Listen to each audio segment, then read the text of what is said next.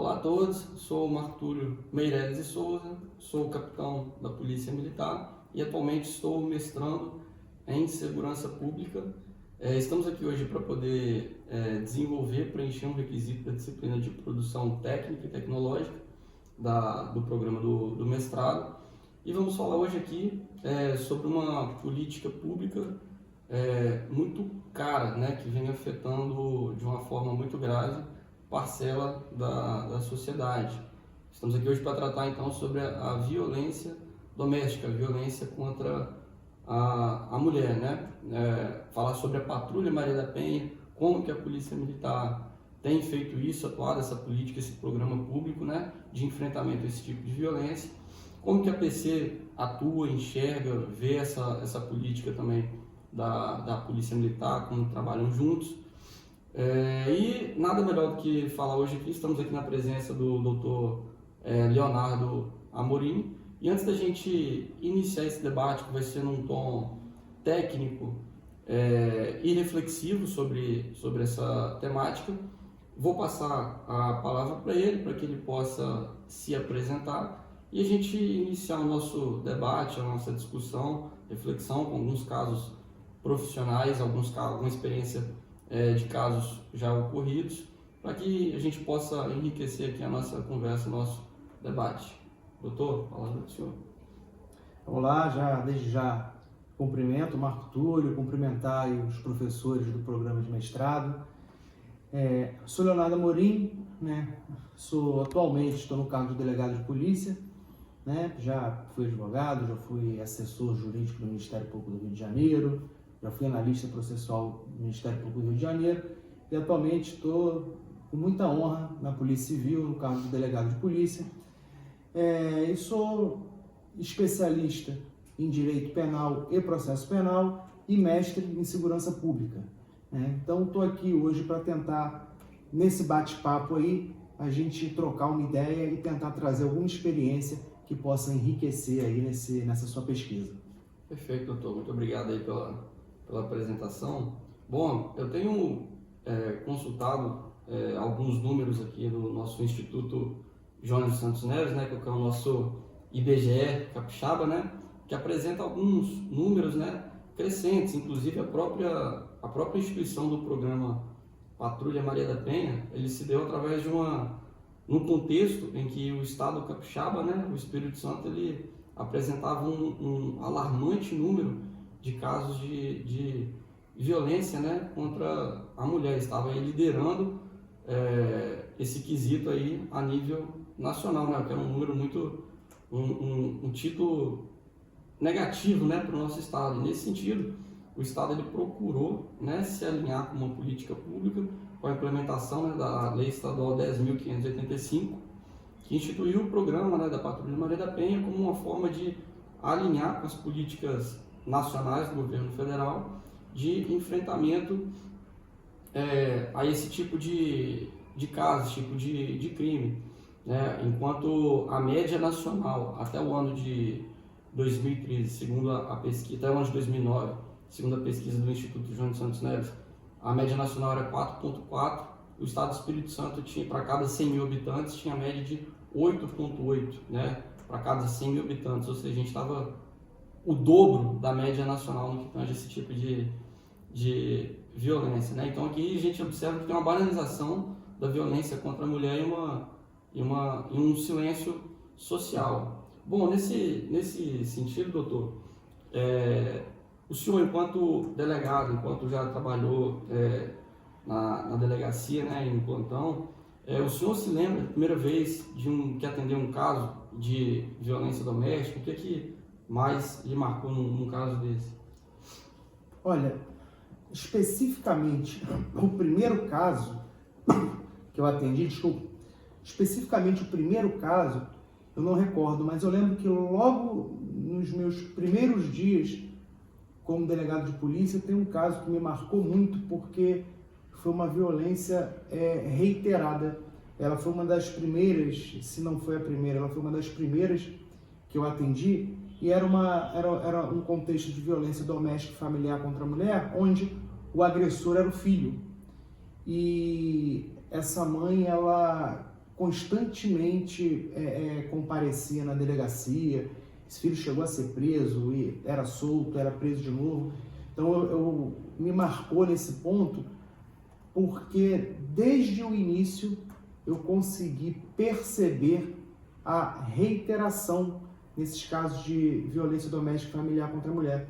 E aí, nesse ponto, acredito que a gente vai até falar nisso, né? Eu acho que é fundamental até, sem querer me antecipar, atuação em rede, onde a Patrulha Maria da Penha ela tem um protagonismo muito importante, né?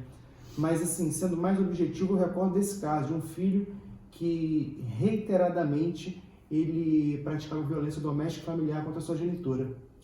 Caso complicado, né? Que tem se tornado, infelizmente, comum, né? Habitual, né? No atual contexto nosso aí de programa de segurança pública, né? Como que o senhor enxerga a atuação da Polícia Civil diante desse tipo de crime, que muitas vezes é invisível? Eu estou analisando aqui que até um caso, é uma situação difícil, né, de lidar, porque, segundo aqui o painel aqui, né, da violência contra a mulher do Instituto João de Santos Neves, acompanhado pela CESP, existem, a maioria desses crimes, eles acontecem, né, em residências, sendo que o total aí da série histórica aqui, de 2022 a 2025, temos a maioria absoluta aqui de 7.489 casos ocorrem em residência, que é algo difícil, né, de acompanhar. No caso desse, sim, né, diante desses números, dessa situação complexa, né, como que o senhor enxerga a atuação da Polícia Civil diante desse tipo de crime? Então, de fato, os crimes ocorridos dentro da residência, às vezes a gente encontra um pouco de dificuldade em razão até mesmo de uma subnotificação. A gente sabe que é uma realidade que nem sempre essas mulheres elas trazem ao conhecimento da polícia, e é fato, né, que a gente tem alguns crimes, né, como ameaça, que é necessária a representação da mulher, mas existem crimes como lesão corporal, onde essa ação pública independe da manifestação de vontade da vítima. Então, nesse sentido, é importante a gente desde já destacar que a Polícia Civil ela deve atuar mesmo que contra a vontade da mulher. Então, é importantíssimo que o ponto de partida seja esse, que a gente tenha em mente que não é necessário a gente ficar esperando a mulher chegar na delegacia para começar a atuar. E eu já me deparei em alguns casos, alguns inquéritos que a gente iniciou, né, verificando, evidentemente, de maneira preliminar as informações, mas que o ponto de partida teria sido, por exemplo, denúncia anônima. Reiteradas denúncias anônimas de vizinhos que não querem se expor, a mulher não traz o fato para a gente, mas, diante dessa imposição legal de atuação da Polícia Civil, deflagramos já alguns inquéritos policiais nesse sentido e conseguimos comprovar a violência doméstica e familiar contra a mulher. Então, penso que a Polícia Civil, sim, encontra uma grande dificuldade na produção probatória em razão desses crimes cometidos dentro da residência. Agora, a gente sabe que isso não impossibilita a prova, né? A gente tem muitas maneiras de atuar, são muitas técnicas de investigação e, ademais, é importante também salientar que, quando essa vítima ela presta o depoimento e confirma suas afirmações, hoje nossos tribunais superiores eles têm uma jurisprudência consolidada. Os tribunais superiores eles estão caminhando, eles estão nesse sentido de proteger a mulher e tem uma jurisprudência consolidada no sentido de que a palavra da vítima nos delitos que envolvem violência doméstica e familiar, elas possuem especial relevo. Então, a Polícia Civil, a gente vai atuar com todas as técnicas de investigação que a gente tem, mas também sempre atento à firme posição dos nossos tribunais superiores, atuando no enfrentamento mesmo a esse mal que vem assolando a sociedade. Perfeito, né? O senhor falando aí me recorda até de alguns casos quando eu atuava mais à frente na rua, né? Quando estava na parte operacional da Polícia Militar, pelo fato de ser um crime passional que envolve aquela violência não somente física, mas psicológica, na qual a mulher tem uma certa dependência do agressor, é como se estoucomizasse, né? De tanto ficar batendo, agredindo, na hora que a mulher sente ali que vai perder, ela vai e volta atrás. Então, quando eu atendi a ocorrência dessa natureza, eu recordo que a gente às vezes até tinha uma certa resistência, um enfrentamento da própria mulher, porque ela falava conosco assim: não, eu chamei vocês aqui só para poder assustar, eu não quero que conduza ele, eu não quero que ele vá preso, porque só quis dar um susto para ele poder parar de me bater e tal. Só que, poxa, diante de um cenário desse, né, a mulher está com lesão corporal, tem outras testemunhas que ligaram através de denúncia anônima, né, ou através de outras testemunhas que estão ali esperando a atuação da polícia militar, é inviável você não levar o indivíduo preso, né, pro DPJ, ainda que contra a vontade da mulher ali, que no caso é vítima. Mas ela mesma ela tenta se furtar ali de permanecer no sentido de se colocar como vítima, com medo de sofrer alguma represália posterior, né, pelo próprio esposo, ou até mesmo pelo próprio medo, receio da perda, de não ver ele mais. Então, é uma situação complicada, essas questões que envolvem também, né, pelo fato de ser um crime passional, dificulta essa parte, a parte probatória, né, tendo em vista que a própria vítima ela tenta sair, ela tenta esquivar, né, ela tenta tirar dela, né, do corpo dela para não... Eu enfrentei esse tipo de situação dezenas de vezes, dezenas e dezenas, da mulher ela chegar na delegacia de polícia e dizer exatamente o que você falou aí. Olha, não, eu queria só que desse um susto nele, né? E não é isso, a gente precisa mudar essa cultura. Agora, a gente também tem que tentar entender, penso eu, a real razão disso, porque de fato, não tenho dúvida que algumas vezes é realmente uma relação emocional, onde a mulher psicologicamente ela está muito vinculada ao agressor e ela não quer mesmo que ele seja punido. Mas a gente também tem que ponderar que às vezes é um medo de ser agredida posteriormente, no caso de uma eventual prisão em flagrante, ele sair e voltar a agredi-la. A gente sabe também que tem muitas vezes que esse receio da mulher é em razão, por exemplo, de uma dependência econômica também. Então, a dependência nem sempre é psicológica. Então, por isso, nesses casos, principalmente de dependência econômica, né, é muito importante a atuação em rede. É muito importante, e eu sempre fiz isso e sempre orientei meus policiais que fizessem isso, de que a gente cumprisse à risca a Lei Maria da Penha no sentido de orientar as mulheres acerca dos seus direitos. Então, acho que não só essa parte de investigação, mas a gente cumprir o que está na 11340, da gente orientar a mulher acerca dos direitos dela. Eu acho que isso pode, ao menos em algumas situações, encorajá-la. Perfeito. Até porque também se a gente não toma nenhuma providência, no caso desse, né, ainda que a mulher pleiteie, né, a não adoção de nenhuma medida, a gente sabe que pode sofrer responsabilização para nós mesmos, né, enquanto a gente servidores públicos, né, até a própria questão da prevaricação, até mesmo a responsabilidade administrativa disciplinar, né. Então, além de garantir a segurança da própria mulher, é uma questão também, né, de probidade das nossas ações, né, da qual a gente não pode se furtar diante de uma situação dessa, ainda que haja um pleito, né, de uma forma muito comovente. Infelizmente é uma situação que a gente não pode simplesmente deixar passar batido, né, uma situação deveras complicada, né. Bom, na concepção do senhor, doutor, o monitoramento feito pela Patrulha Maria da Penha tem contribuído de algum modo na percepção, na visão do senhor, para evitar o agravamento de casos como uma reincidência da violência ou feminicídio, a parte mais gravosa nesse sentido? Eu não tenho a menor dúvida que contribui muito. Isso eu não tenho nem nada próximo de uma dúvida razoável.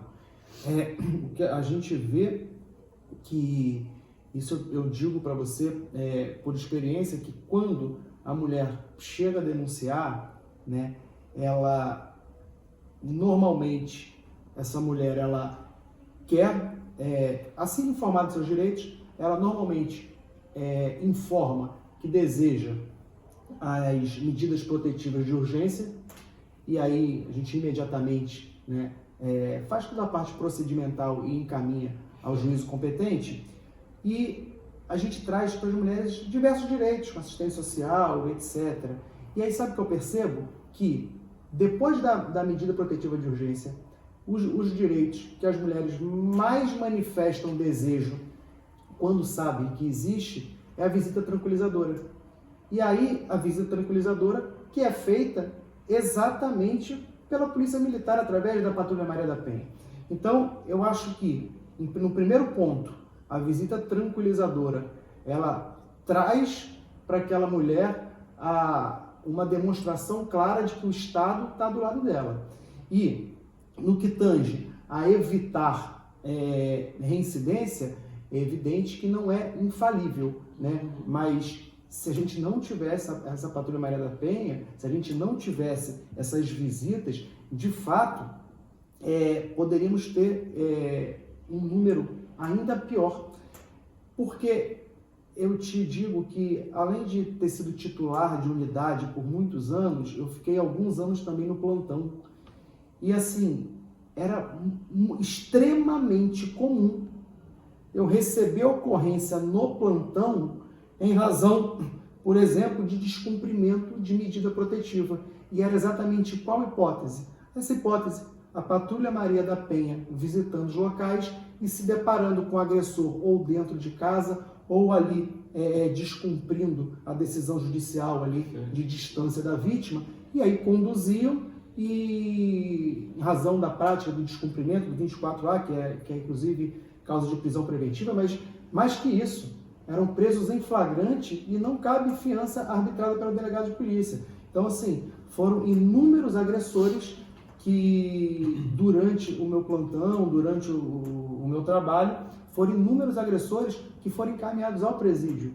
Então, assim, eu te respondo com toda a convicção, até eu estou trazendo até assim, um dado bem empírico, né, para esse bate-papo, mas assim, é algo que eu vi e vivi.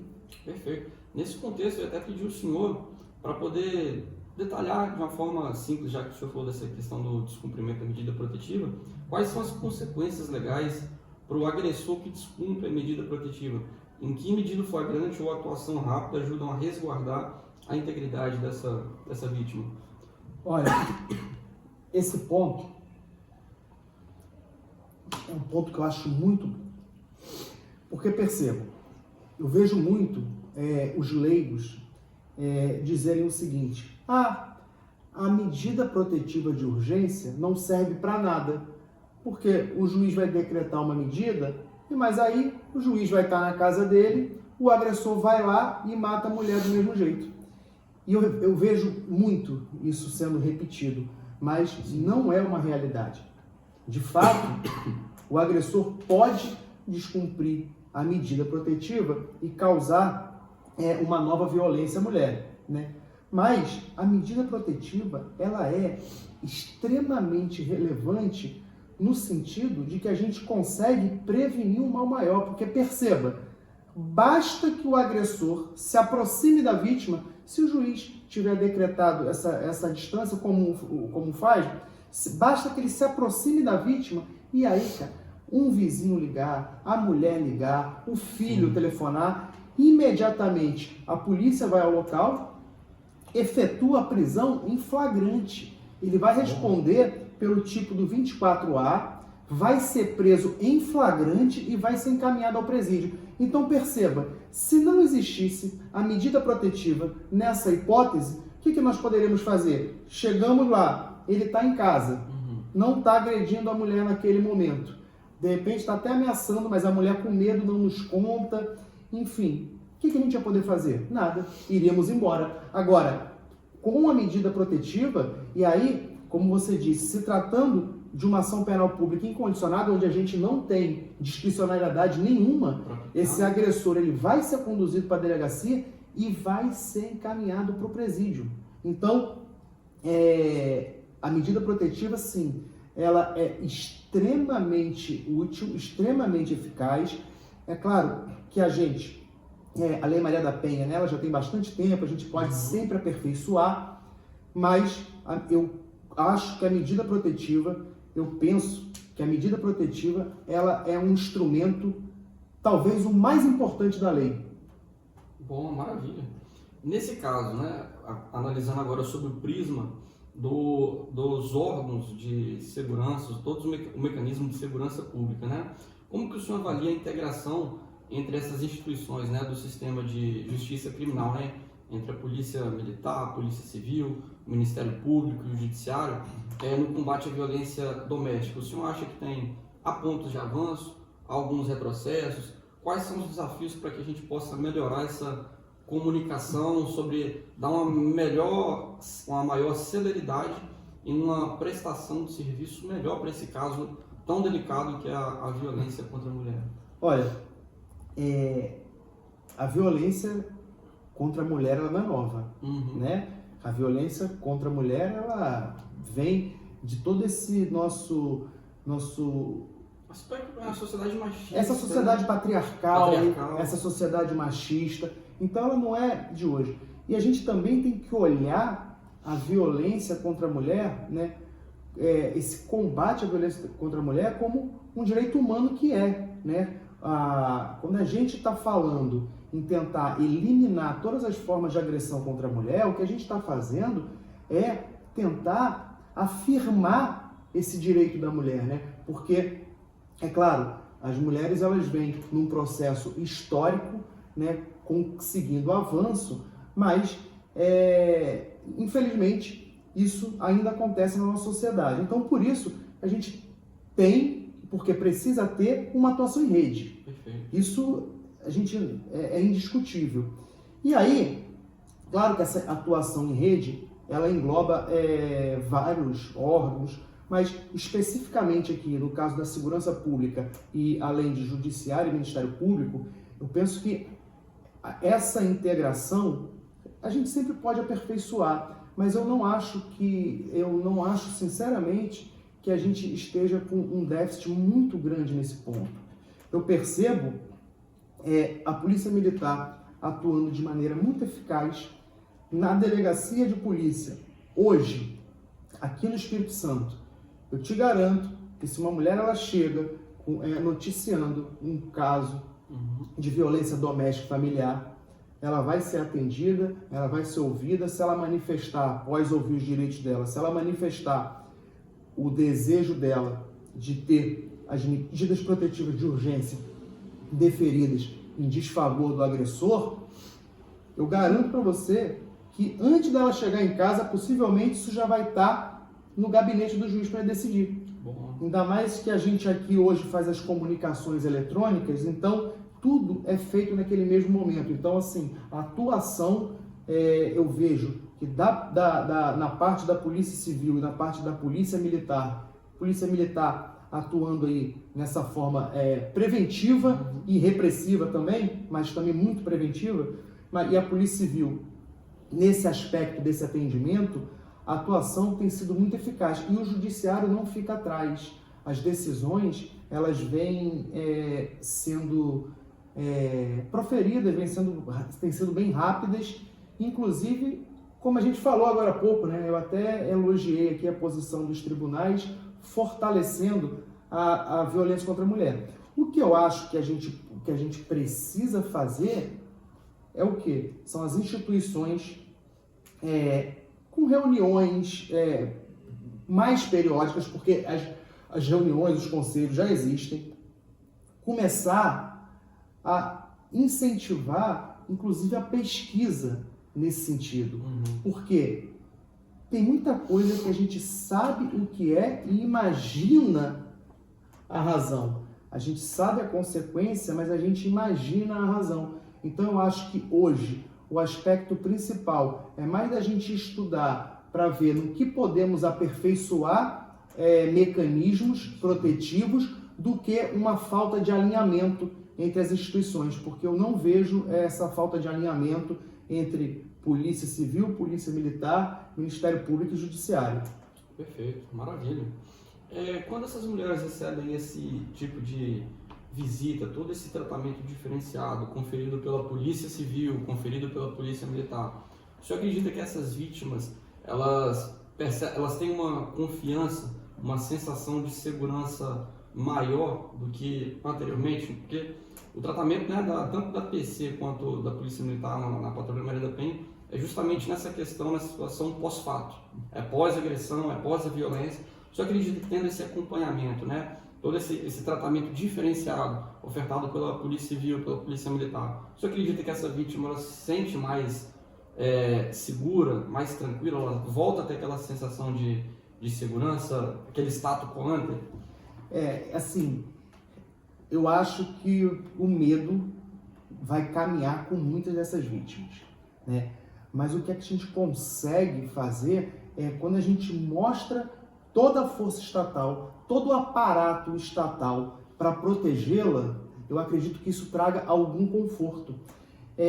Basta a gente pensar na hipótese do o agressor, né, sendo conduzido a uma delegacia de polícia, esse agressor sendo conduzido ao presídio. Quando esse agressor sai, a mulher ela vai ser informada que ele saiu, ela já vai ter uma medida protetiva a seu favor, e a Polícia Militar vai estar com alguma frequência indo no endereço, fazendo visita tranquilizadora, além de todo o outro aparato dos demais órgãos de rede. Então, assim, eu acho que isso traz alguma segurança para a mulher. Eu também não acredito, não vou me iludir e dizer que, olha, não, então agora ela não teme mais nada, né? Porque quem passa por situação de violência, algum temor fica. Algum trauma, né? Sem a menor dúvida. Agora, quando a mulher vê todo esse aparato estatal funcionando, todo esse aparato estatal coordenado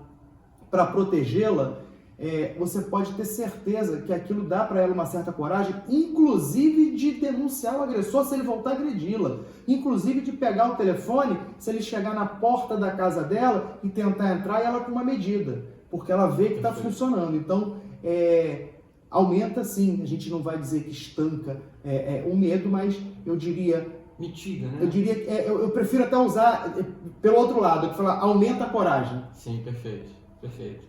Maravilha. Doutor, sobre outro tema aqui, mais relativo agora sobre a questão, a visão, a imagem institucional da Polícia Militar. Nós sabemos que a Polícia Militar ela foi utilizada, né, durante o regime militar como uma ferramenta, né, de uma série de violação de direitos humanos, de perseguição política, de ver o cidadão como inimigo do Estado e não de fato como um cidadão, né? Tem tudo isso, né, devido a esse período que nós atravessamos e que já ficou um tanto quanto distante. Nesse sentido, né, a Polícia Militar ela precisou, né, se renovar, se adaptar conforme os novos anseios da sociedade, conforme os mecanismos de controle externo, né, o Judiciário, o Ministério Público. E a polícia ela está tentando se recriar a cada dia, né, se demonstrando mais próxima do cidadão, se mostrando que mais próxima das mazelas sociais. Hoje a gente observa, né, que a polícia ela tem um vasto leque que oferta serviços com o objetivo de reduzir, minorar esses problemas sociais. Então, por exemplo, hoje nós temos a Patrulha Maria da Penha, temos a Patrulha da Comunidade, temos o PROERD, temos a Patrulha Escolar, temos a Ecoterapia na Cavalaria para crianças que sofrem do transtorno do espectro autista, né? Bom, diante de todo esse contexto, toda essa introdução, o senhor acredita que esse programa, a Patrulha Maria da Penha, serve para poder, de alguma forma, mudar essa imagem institucional que durante muito tempo, vez ou outra, né, a academia, alguns segmentos da sociedade ainda batem na tecla, né, que a Polícia Militar ainda é uma violadora de direitos humanos, né, é utilizada ainda como órgão de repressão social. O senhor acredita que essas medidas servem para poder mudar, melhorar a imagem institucional da Polícia Militar, que teve essa herança, a gente pode chamar de uma herança maldita do período do regime militar? Serve. A Patrulha Maria da Penha, ela guarda muita similaridade, ela é muito próxima do patrulhamento comunitário. se você for fazer uma pesquisa com as mulheres que recebem a visita tranquilizadora, você vai ver que elas têm uma visão, no mais das vezes, elas têm uma visão extremamente positiva. Então, isso de fato contribui para melhorar a imagem da instituição, embora, né, a gente saiba que não é a função primordial, não é essa. A função primordial é a gente proteger a vítima. Mas, de fato, melhora a imagem da instituição. E perceba, eu já atuei em unidade policial de município com extensa zona rural. Esse patrulhamento de proximidade, seja o patrulhamento comunitário, seja a Patrulha Maria da Penha, esse patrulhamento de proximidade, ele liga a sociedade, ele faz com que a sociedade se aproxime da polícia. Já atuamos muito com base, desvendamos, já conseguimos elucidar muitos crimes com base em informantes, que os vizinhos ali da região sabem o crime e conseguem passar para o policial militar. Por quê? Na medida que o policial militar ele está frequentemente ali, que é o caso da Patrulha Maria da Penha, ele está frequentemente naquela região, que é o caso do patrulhamento comunitário, ele está frequentemente naquela região. Então, as pessoas elas vão, aos poucos, vão ganhando a confiança e fazendo até um certo grau de amizade. Já chegou ao ponto, inclusive, de moradores de locais fazendo até grupos, né, de WhatsApp, enfim, para auxiliar, para tentar até se defender do crime. E perceba, o que é isso? Isso é a sociedade se aproximando da polícia e a polícia se aproximando da sociedade.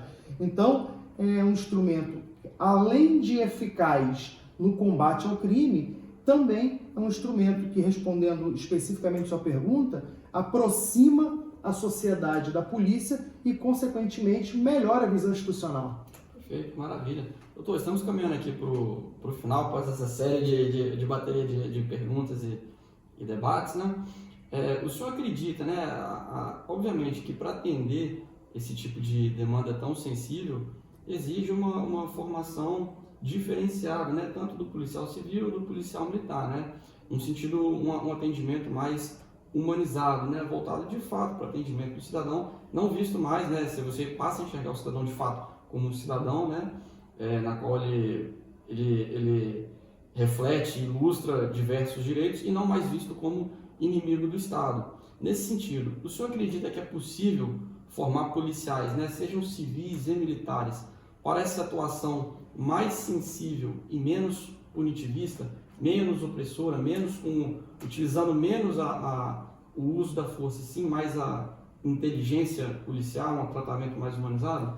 Sim, não só pode como deve, né? Primeiro porque a gente, na lei conhecida como Lei Maria da Penha, a Lei 11.340 de 2006, ela é clara ao dizer que a gente precisa capacitar as pessoas que estão atuando aqui na rede. Perfeito. Da mesma maneira, a lei que criou a Patrulha Maria da Penha, ela faz a mesma previsão da capacitação do policial militar. Então perceba, essa capacitação, mais do que um desejo, é uma imposição legal. Então essa capacitação, ela tem que ser feita e assim, ela é fundamental, porque a atuação nos casos que envolvem violência doméstica e familiar contra a mulher é uma atuação delicada, é uma atuação diferente. Você perceba que a gente, logo no início da conversa, você trouxe aqui, a gente debateu aqui rapidamente sobre casos onde a mulher é agredida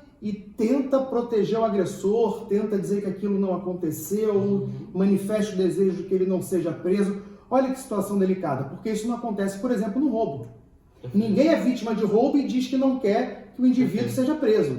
Então, perceba como que o caso é delicado. Então, diante, a gente precisa ser sensível, né, a essa hipótese, a gente precisa olhar com olhos de quem quer ver. E aí, de fato, tem que ser feita uma capacitação, porque a gente não consegue ser eficaz se a gente tratar os crimes que envolvem violência doméstica e familiar contra a mulher como qualquer outro crime. A atuação ela é específica e tem que ser diferenciada. Maravilha. Bom, por último aqui, doutor, então, qual que é a mensagem que o senhor deixaria, né, a sociedade capixaba sobre a importância da Patrulha Maria da Penha como uma política pública de proteção à mulher e como a população pode colaborar com essa rede de proteção. Qual mensagem que o senhor passa para a gente? O que a sociedade poderia fazer para poder colaborar, engajar essa política pública? Então, primeiro, pedir para que as mulheres denunciem, para que as mulheres se manifestem, confiem na Patrulha Maria da Penha. Se for o desejo de vocês, se manifestem no sentido de ter visita tranquilizadora. A Polícia Militar ela vai estar atuando, então confiem na polícia, confiem na rede de proteção. A gente precisa virar esse jogo. A gente não tem mais espaço na sociedade para a mulher ser agredida, seja fisicamente, psicologicamente, financeiramente, não tem mais espaço para isso. Então, peço para as mulheres que são vítimas, denunciem, procurem a polícia. Para a população, denunciem. Se você, ainda que você não queira se expor, eu sei que isso acontece, liga para o Disque Denúncia, faz uma denúncia anônima, porque o que a gente precisa é de todo mundo junto para enfrentar esse mal que vem assolando a sociedade.